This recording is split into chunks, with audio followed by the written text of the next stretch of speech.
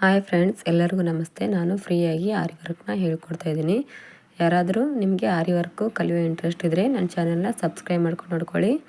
ಹಾಗೆ ಆಲ್ ಅನ್ನೋ ಬಟನ್ ಮೇಲೆ ಕ್ಲಿಕ್ ಮಾಡಿ ನಾನೆಲ್ಲ ಫಸ್ಟ್ ವೀಡಿಯೋಗಳು ನಿಮಗೆ ಬಂದು ತಲುಪುತ್ತೆ.